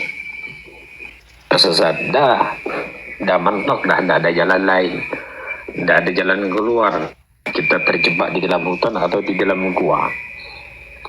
Tiba-tiba setelah kita putus asa, tiba-tiba ada orang yang datang menolong.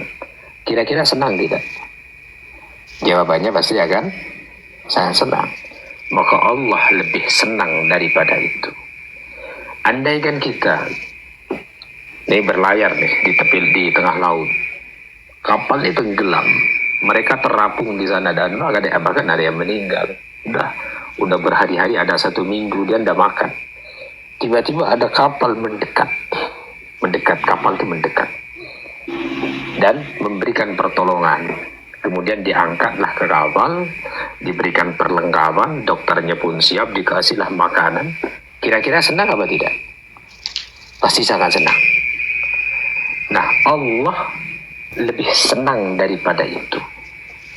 Atau kita, ya kan, kehilangan istri nih, istri yang paling kita sayang, paling kita cintai, hilang dia. Hilang dicuri orang atau lari di mana? Dengan putus asa, orang yang disenangi atau anak kita yang hilang, tiba-tiba setelah kita pasrah dan putus asa, tiba-tiba dia datang, pasti akan sangat senang. Nah, Allah senangnya ketika melihat hambanya yang beristighfar lebih senang daripada itu. Allah senang dengan hambanya yang selalu beristighfar. Maka orang-orang yang beristighfar kepada Allah Subhanahu wa Ta'ala itu, Allah akan setiap kesulitannya Allah akan lapangkan. Setiap permasalahannya Allah akan selesaikan. setiap asyad farhan bitaubatih, ya kan, atau likulli farajin makhraja, maka setiap permasalahan pasti Allah berikan jalan keluar. Itu keutamaan dan kelebihan daripada istighfar itu sendiri.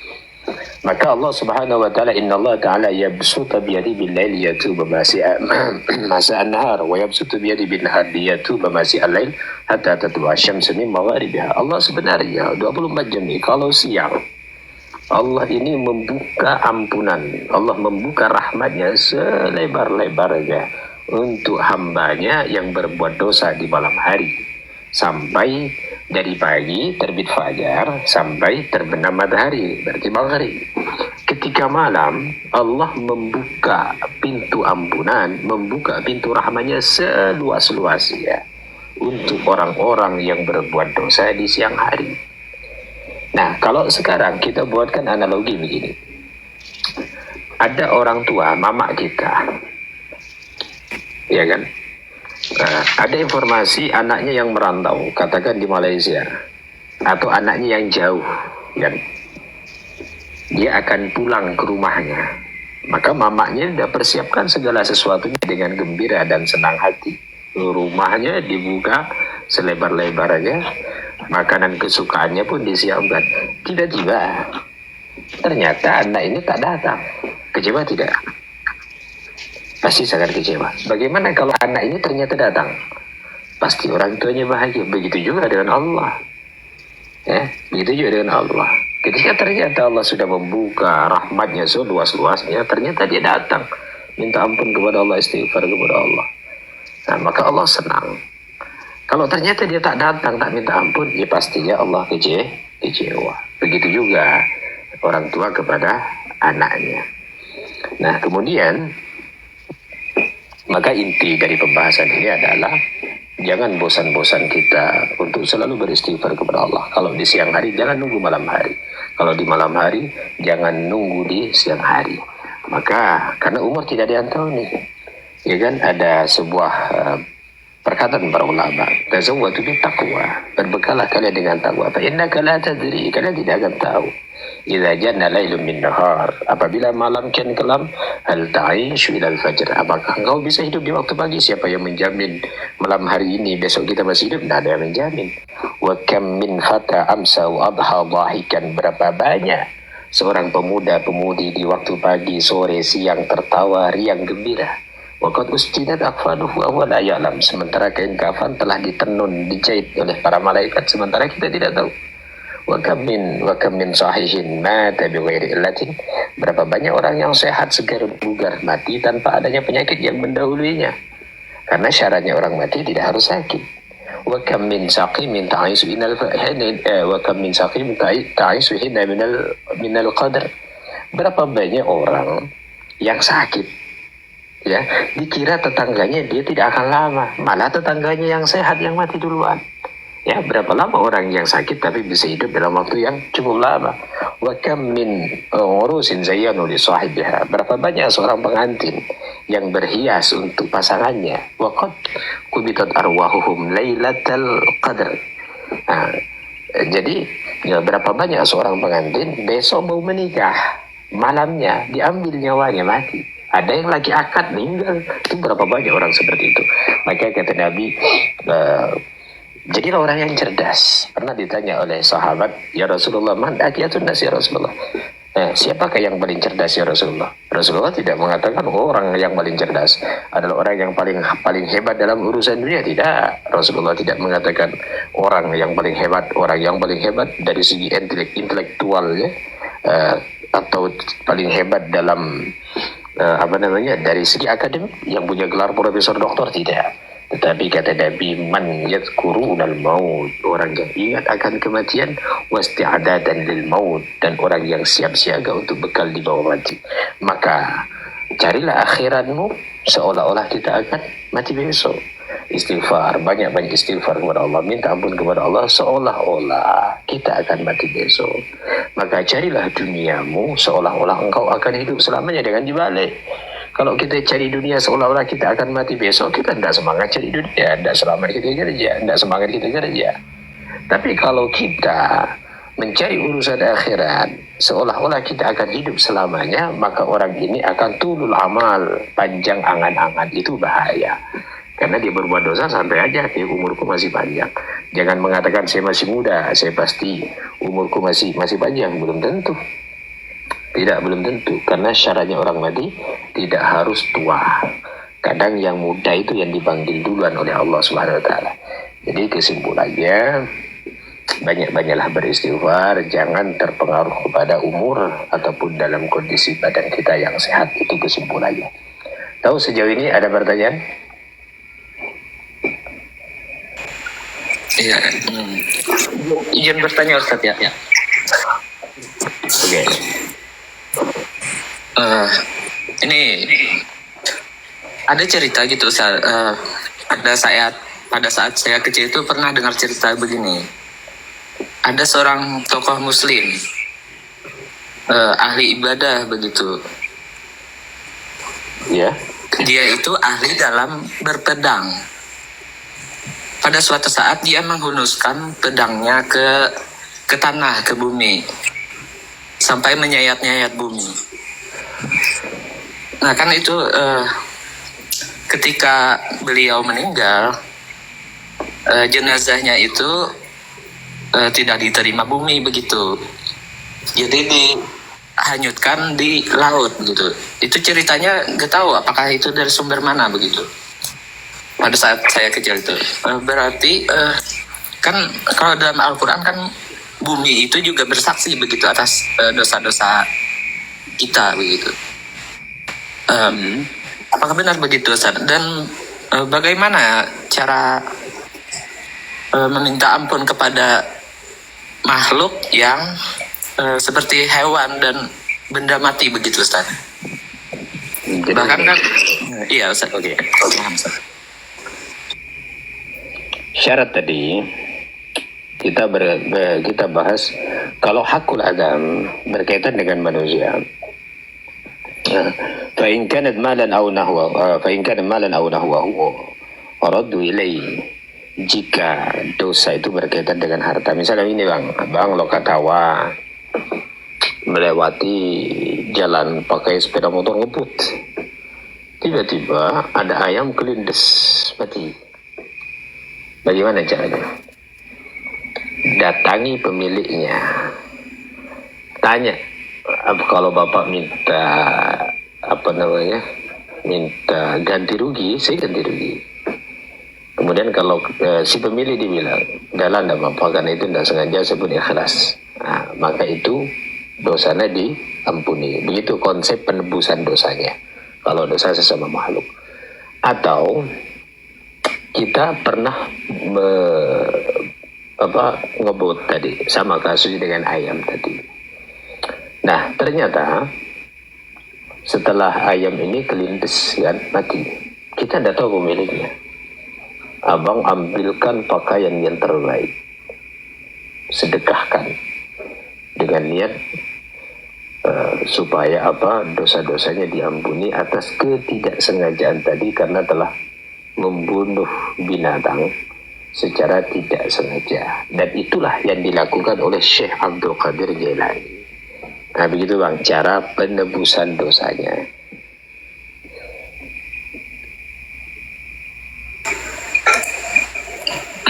Paham Ustaz. Kalau dilanjutkan bagaimana Ustaz? Apakah benar ada dosa gitu kepada ciptaan walaupun itu benda mati begitu Ustaz? Seperti bumi tadi kan Ustaz? Itu sebenarnya begini itu. Kalau saya lihat cerita ini sebagai bentuk keangkuhan orang itu, sama pernah ada kasusnya. Mungkin ini ada korelasinya ya kan. Kalau tidak salah dulu di zaman Nabi Sallallahu Alaihi Wasallam, pada waktu itu terjadilah hari raya Idul Adha kurban. Ya Allahu Akbar, Allahu Akbar, Allahu Akbar. La ilaha illallah, Allahu Akbar, Allahu Akbar, walillahil hamd. Kemudian kawannya bilang, sekarang kan hari raya kurban, kenapa kau tidak berkorban? Dah gampang, Kemudian dia ambil dia pukul lalat itu, dipotong kepalanya. Dah, saya udah berkorban. Kira-kira ini di neraka. Apa maknanya itu? Dia kan mempermainkan sebenarnya, mempermainkan. Sama dengan kasus tadi, mungkin karena ada kasus, ada bentuk ketidakridhaan, ketidakrelaan, sampai dia marah-marah sampai bumi pun diiris-iris. Bukan masalah buminya sebenarnya, tetapi karena dia tidak terima dengan takdir Allah. Maka termasuklah perempuan yang ketika ditinggal suami misalnya, kemudian dia mukul-mukul sampai menjambak-jambak rambutnya, maka itu akan menambah siksa si mayit. Maka itu akan mendatangkan dosa-dosa yang lain. Karena bentuk ketidakridhaan tadi, bukan masalah bendanya tadi. Begitu abang kira-kira. Mungkin ada korelasinya dengan itu. Kalau ada yang lain punya pandangan lain, silakan. Siap. Terima kasih Ustaz. Iya. Bisa saya terima. Bisa dipaham ya? Ya, aman. Silakan saudara-saudariku yang lain. Kalau ada yang mau bertanya, dipersilahkan.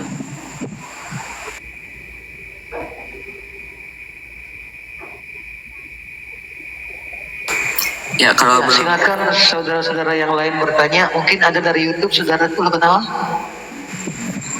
Iya, kalau dari YouTube belum ada ini. Oh iya, belum.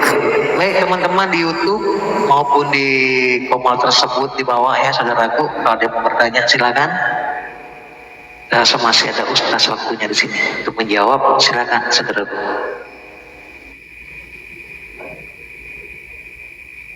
Ada Ustaz RR di bawah, Abang Nairosa turun dulu ya, naikkan beliau dulu.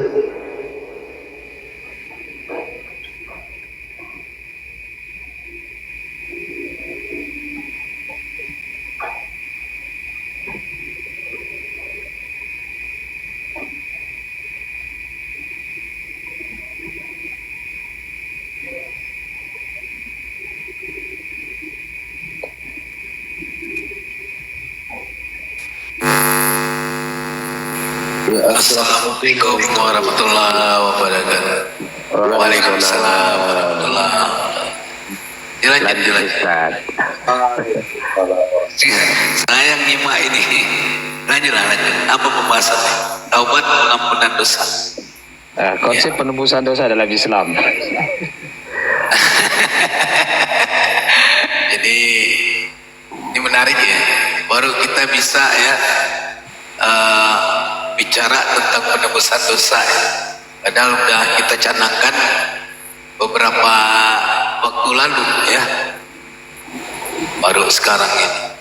Jadi adakah penebusan dosa di dalam Islam? Ini kan sangat sangat identik sekali dengan apa yang terdapat di dalam ajaran Bible ya. Di dalam ajaran Bible, Tuhan yang dikorbankan untuk penebusan dosa manusia. Ya, jadi sementara kalau di Islam itu disebut sebagai kafarat. Apa itu kafarat? Ya, kafarat itu cara pengganti yang bertujuan menghapus dosa-dosa yang dilakukan secara sengaja. Itu disebut sebagai kafarat. Nah, kaf artinya adalah menutup ya, yang kemudian dinisbatkan kepada perbuatan-perbuatan dosa. Ini nanti mungkin Ustaz Nasir bisa menjelaskan itu apa dia maksud dengan kafarat. Nah, penebusan dosa atau kafarat di dalam Islam itu bukan diibaratkan ketika seseorang berbuat dosa maka orang lain yang menanggung, nggak kayak gitu. Ada semacam perbuatan-perbuatan kafarat yang dianggap dapat menghapus dosa. Nah, apa saja itu? Seperti sedekah itu bisa menghapus dosa. Kemudian ibadah-ibadah yang lain ya, ini bisa kemudian menghapus dosa. Di dalam Al-Qur'anul Karim ya, Allah katakan bahwa setiap manusia pasti akan dihukum berdasarkan perbuatannya masing-masing. Tetapi Allah juga mengatakan walau engkau berbuat dosa dan berlaku zalim, janganlah engkau berputus asa. Barang siapa yang bertobat kepadaku, maka aku akan mengampuni segala dosa-dosanya. Maka disebutkan di dalam surah Al-Baqarah ayat 37, ya, Adam menerima beberapa kalimat dari Tuhannya, lalu dia menerima taubatnya. Ketika Adam berbuat dosa dengan memakan buah kuldi, ya, ada beberapa perkataan yang diucapkan atau kalimat yang diucapkan oleh Adam, dan kemudian dengan kalimat itu Allah mengampuni dosa-dosa Adam. Kemudian di dalam surah Az-Zumar ayat 53 Allah mengatakan, wahai hamba-hambaku yang melampaui batas terhadap diri mereka sendiri, janganlah kamu berputus asa dari rahmat Allah. Sesungguhnya Allah mengampuni dosa-dosa semuanya. Kunci perkataan tadi, sesungguhnya Allah mengampuni dosa-dosa semuanya. Nah, tetapi ada pernyataan yang menarik, ya. Apakah mengampuni dosa sama dengan menghapus dosa atau kemudian menggugurkan dosa? Kan selalu itu yang didengungkan, apalagi oleh orang-orang salibis. Kapan Allah menghapus dosa? Sebenarnya pernyataan menghapus, pernyataan kemudian menggugurkan, menghapus, mengampuni, itu sama semua. Dosa-dosa yang diperbuat oleh manusia, ketika manusia bertobat, maka kemudian dengan tobat yang sungguh-sungguh dia lakukan, maka Allah akan mengampuni segala dosa-dosanya. Dan barang siapa berbuat dosa, maka sesungguhnya dia mengerjakan untuk dirinya sendiri. Surat An-Nisa ayat 111 Allah mengatakan, wahai manusia, kalau engkau berbuat dosa, dosa itu untuk dirimu sendiri, bukan untuk orang lain. Bahkan orang yang engkau aniaya dengan perbuatan zalimu, ya, maka sesungguhnya segala dosa-dosa yang ditanggungkan kepadanya, maka berpindah kepada. Jadi bukan pahala saja yang bisa ditebus, dosa pun bisa berpindah. Barang siapa yang menzolimin orang lain, maka kemudian Allah juga menghakimi dia. Tidak ada yang kemudian bisa selamat dari perbuatan-perbuatan yang merugikan manusia dengan melanggar ketentuan-ketentuan syariat yang telah diturunkan oleh Allah SWT. Maka kita berhati-hati dengan ini, ya. Nah, balik kita ke kafarat tadi. Jadi mengenai kafarat tadi dijelaskan, ada amalan-amalan, ya, yang membuat manusia bisa kemudian menebus dosanya. Salah satunya apa? Salah satunya, ya, seperti mengeluarkan zakat, berpuasa selama 60 hari berturut-turut. Ini ada nih, ya, ingat, berpuasa 60 hari berturut-turut dapat diganti juga dengan memberi makan 60 orang fakir miskin. Nah, jadi ada amalan-amalan, ya. Maka kalau kita bicara kafarat, sesungguhnya kafarat tadi juga terdiri atas 4 bagian. Apa saja itu? Kafarat zihar merupakan jenis kafarat untuk suami yang menyamakan istrinya dengan ibu. Kafarat pembunuhan. Pembunuhan di sini adalah pembunuhan yang tidak disengaja, boleh ditebus. Kafarat perhubungan badan di siang hari pada bulan Ramadan, ini bisa ditebus. Kafarat yamin. Nah, kemudian pertanyaannya, bagaimana cara menebusnya? Ya, ini adalah perbuatan-perbuatan yang kemudian dianggap, ya, melanggar syariat-syariat yang telah diturunkan oleh Allah. Tetapi jangan khawatir, ada cara penebusan ya, dengan amalan-amalan, dengan cara membayarnya sehingga dosa tadi tidak dilekatkan kepada manusia yang telah bertindak salah. Ada. Maka berdasarkan jenis-jenis tadi ya, diuraikan semuanya. Kemudian kafarat zina. Kafarat zina ini, tebusan dosa ini dapat dilakukan dengan berpuasa selama 2 bulan penuh tanpa putus, atau jika tidak mampu diganti dengan pilihan lain.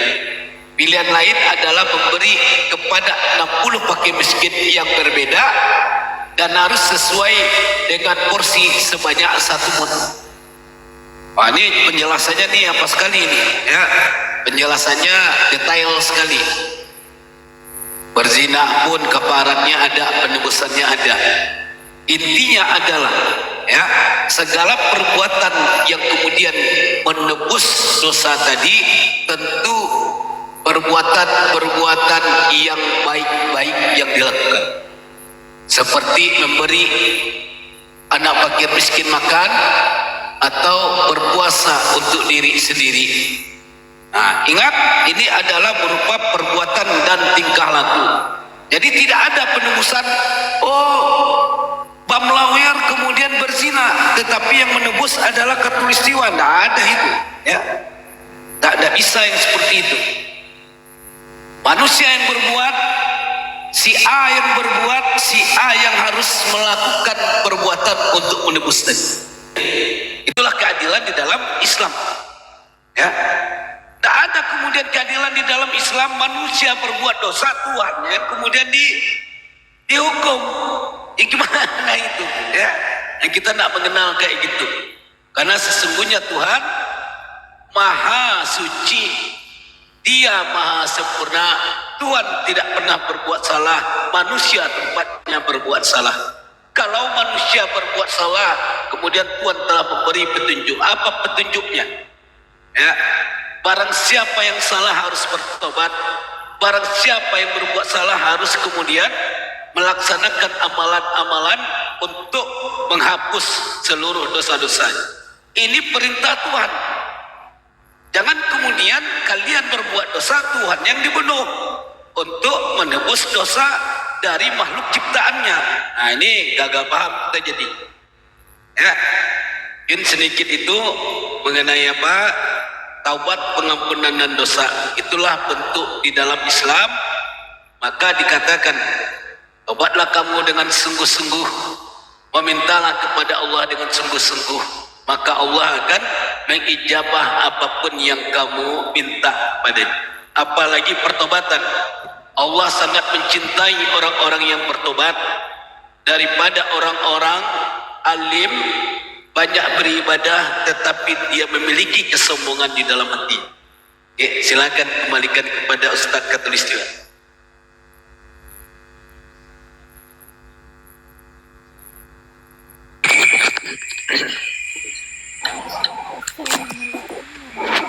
Iya Ustaz, ada pertanyaan dari Bigo, surat Yusuf ayat 33 dan 38. Tadi Saudari Rati ada typing di bawah, pertanyaan dari Bigo. Surat Yusuf ayat 33 dan 38.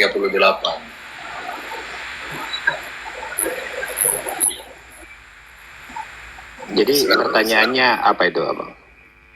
Itu dia yang bernama kakek itu minta penjelasan yang ayat 33.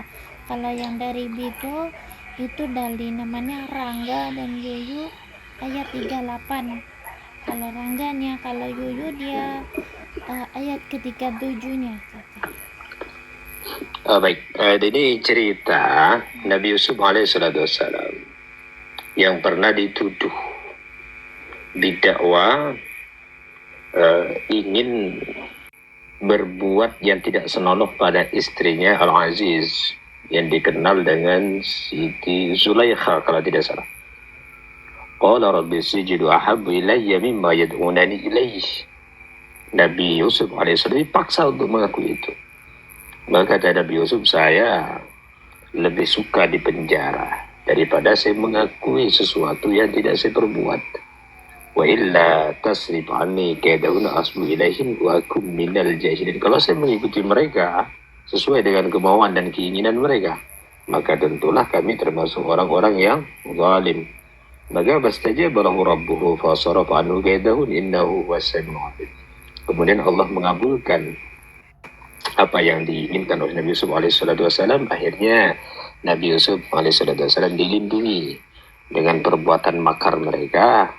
Kemudian Allah Subhanahu wa taala memalingkan daripada dakwaan yang dituduhkan oleh Raja Mesir pada saat itu kepada Nabi Yusuf alaihissalam.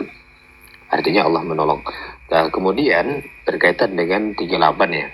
Wattaba'tu millata abi Ibrahim Ishaq wa Yaqub. Ikutilah millahnya bapakku Ibrahim, Ishaq dan Yaqub. Maka lana nusyrika billahi min syai'. Maka ya Ibrahim, Ishak, Yakub tidak pernah menyekutukan Allah. Mereka semua menuhankan Allah Subhanahu wa ta'ala. Mereka tidak menuhankan selain Allah. Dzalika min fadlillahi 'alaina wa 'alan nas. Yang demikian itu merupakan karunia yang Allah berikan kepada kami dan kepada manusia. Tetapi pada kebanyakan manusia tidak mau bersyukur. Ya sahibai sijid arbabu mutafarriqun khairun amillahul wahidal qahar. Ya sahibai sijin, wahai kedua teman-teman, ini cerita Nabi Yusuf di dalam penjara, yang masing-masing mereka mutafarriqun, arbabu mutafarriqun. Wahai kedua teman-teman sepenjaraku, apakah Tuhan-Tuhan yang banyak yang masing-masing dipatuhi oleh manusia lebih baik daripada Allah yang Maha Esa yang tidak terkalahkan? Apakah Tuhan mereka yang boleh hebat, yang Tuhannya banyak, masing-masing punya Tuhan? Satunya Tuhannya begini bentuknya, satunya begini bentuknya. Apakah Allah yang maha hebat, yang maha khairul wahidul qahar, ya, yang maha hebat yang tidak terkalahkan? Itu cerita pertanyaan orang-orang yang ada di penjara, termasuk pernyataan Nabi Yusuf alaihissalam suruh mengikuti millahnya Ibrahim, Ishak dan Yakub. Mereka semua tidak mensekutukan Allah dengan sesuatu apapun. Nah, begitu jawabannya, Harat. Masya Allah, terima kasih kakak, Masya Allah. Ya Allah, lumayan banyak di Bigo nontonnya. Ya, bagi saudara-saudari yang masih ingin bertanya dipersilakan. Yang ada di atas Kamal, Bunda Dina, Ustadz Roni, Mbak Nita, Mbak Tawa, atau Abang Bang, silakan. Atau yang saudara-saudara yang ada di bawah, silakan ajukan pertanyaan. Ini kalau kita bahas ini panjang, Bang. Artinya tentang taubat ini belum selesai, kita belum tuntas. Tadi daripada Al-Quran tadi belum ke hadis-hadis yang berbicara tentang taubat. Belum lagi tadi yang sudah diuraikan oleh Ustadz RR, bagaimana konsep penebusan dosa ketika orang itu berzina, bagaimana konsep penebusan dosa ketika misalnya orang ini tidak puasa di bulan Ramadan, ataupun dia berbuat minum-minuman keras. Itu ada semua itu konsep penebusan dosa, tapi tidak satupun di antara serangkaian penebusan dosa itu dengan cara menumpahkan darah, tidak.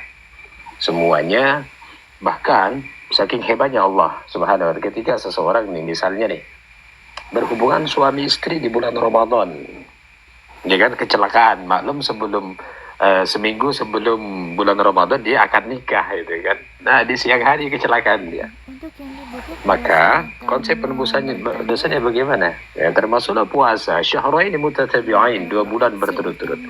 Kalau tidak bisa, fa it'amu sittina miskina, memberikan 60 fakir miskin. Nah, apakah berpuasa itu untuk Allah? Tidak, untuk kita. Taubat itu apakah untuk Allah? Tidak, untuk yang berbuat dosa. Apakah 60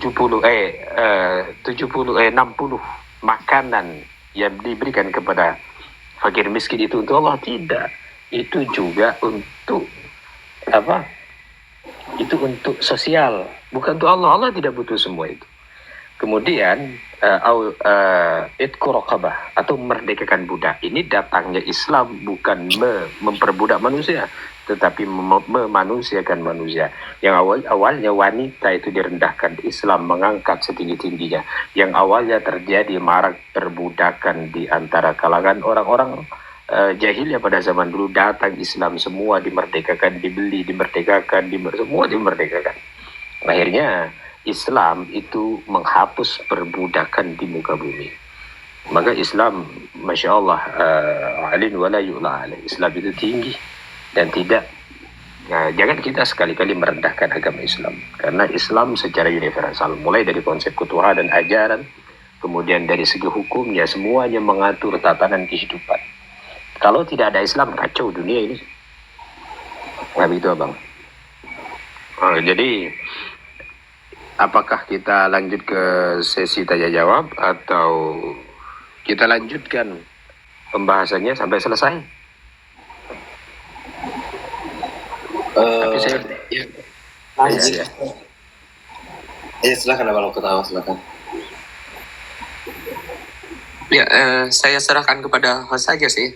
Soalnya kalau dilanjutkan kayaknya masih panjang ya Ustadz ya.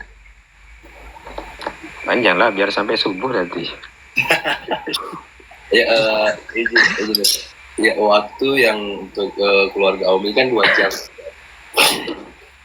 Ya, tadi saya buka itu dari jam di waktu Papua itu kurang 30 menit, itu saya sudah buka.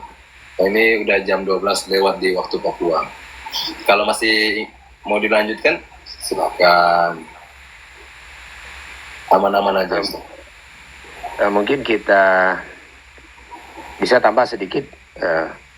Silakan Ustaz, silakan. Oke.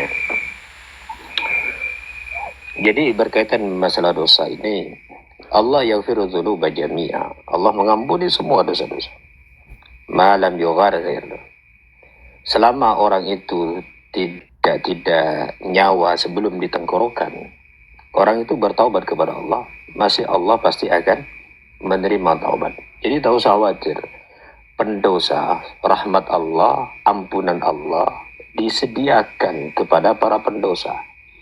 Maka innamat taubatu 'alal ladzina ya'maluna as-su'a bi jahalatin tsumma yatubun min qarib. Kemudian di dalam hadis Nabi sallallahu alaihi wasallam, at-ta'ib kama la dzamba lahu. Orang pendosa itu sama dengan orang yang tidak punya dosa.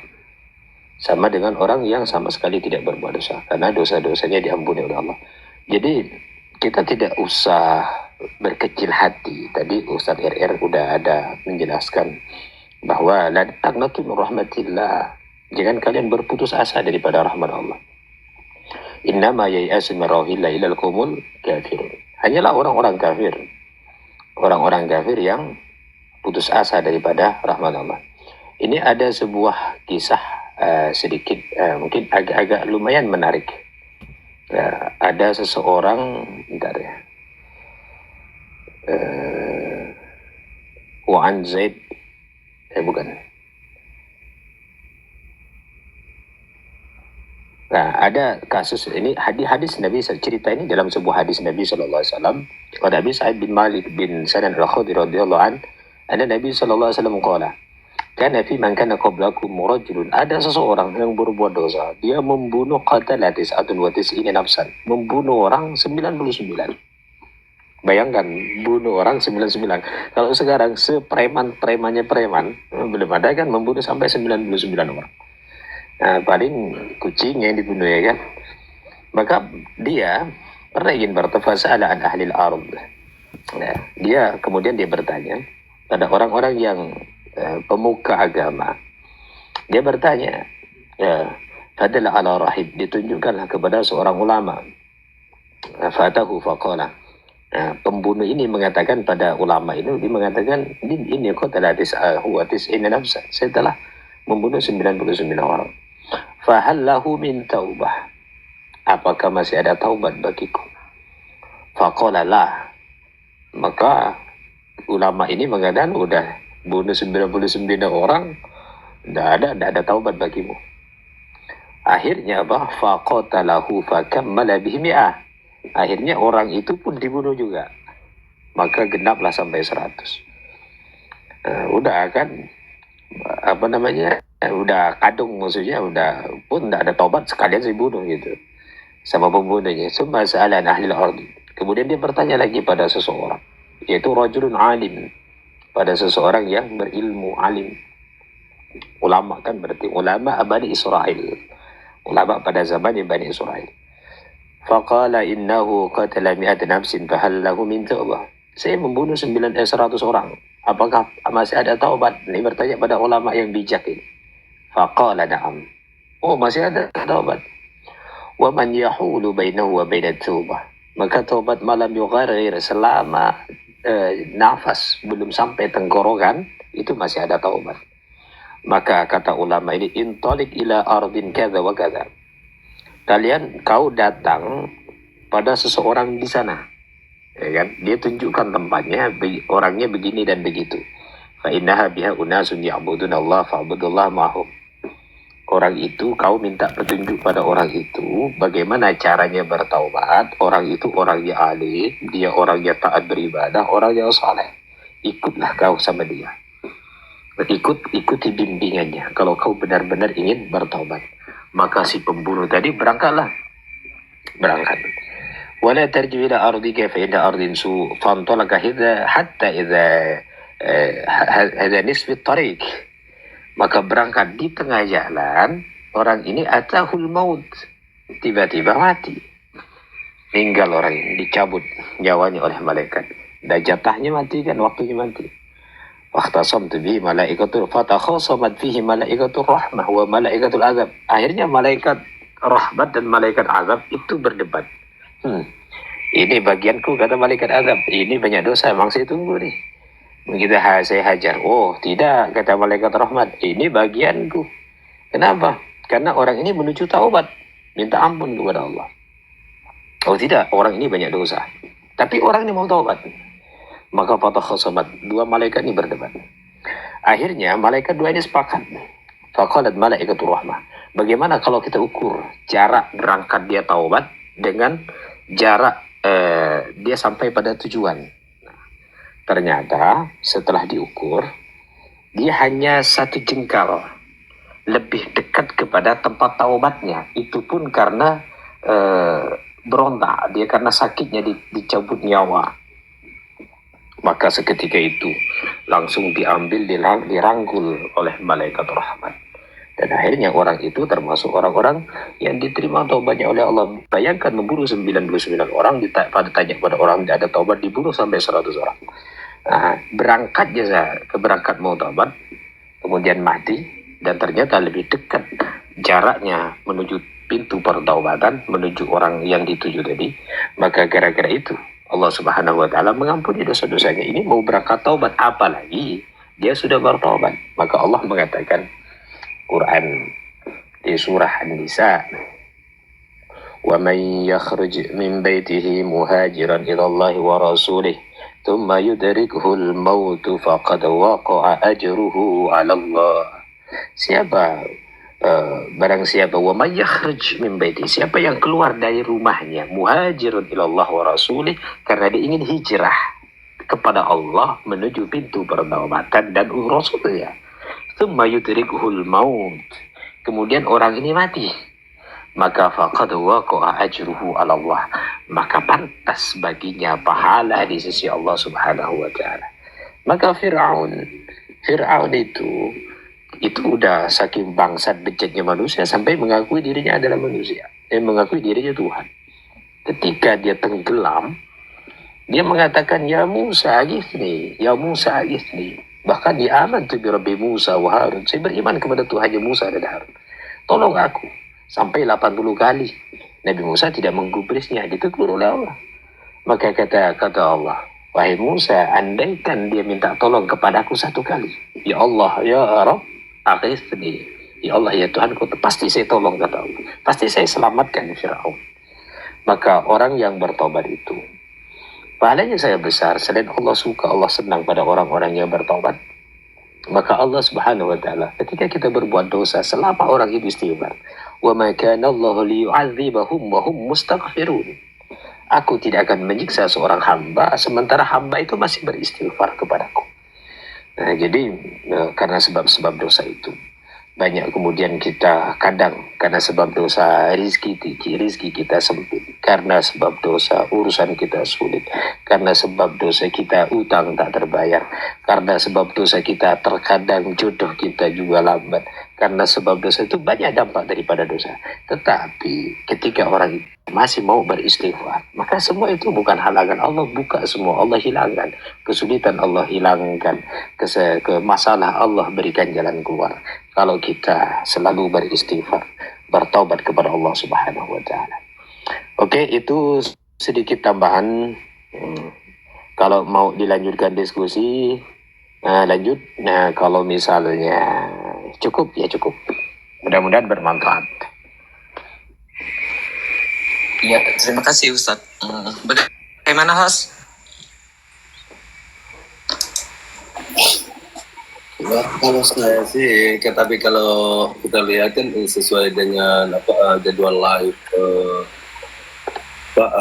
Aumi kan, untuk Komal Keluarga Aumi kan 2 jam. Baik, kalau ingin lanjut kita lanjut. Kalau saya sih mungkin ini aja. Kita sudahi dulu kan kita ini supaya Ustadz bisa istirahat juga kan. Paling mengerti Mang lo katawa ini.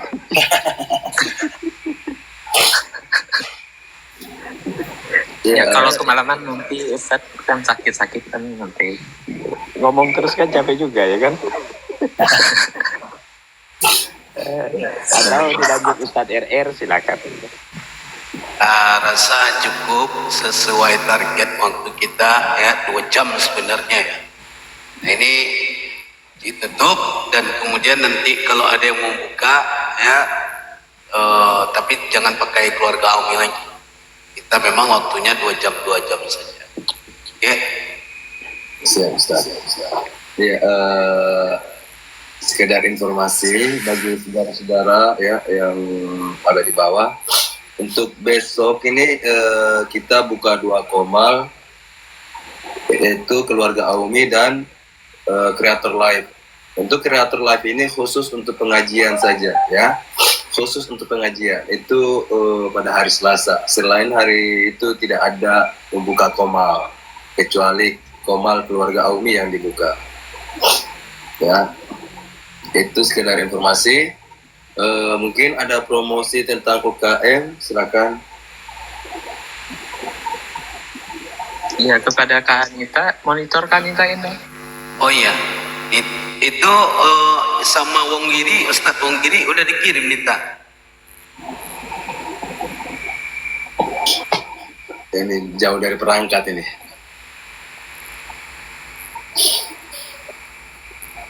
Iya. Kita promosikan Aumi dulu aja kali ya. Iya.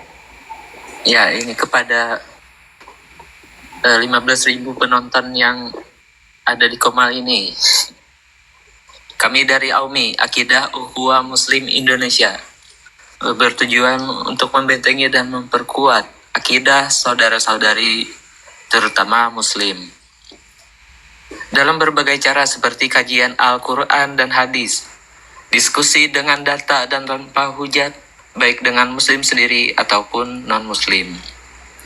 Ya, kami juga ada membuka kegiatan lainnya seperti UMKM, untuk yang mau jual beli produk dalam kegiatan ekonomi umat.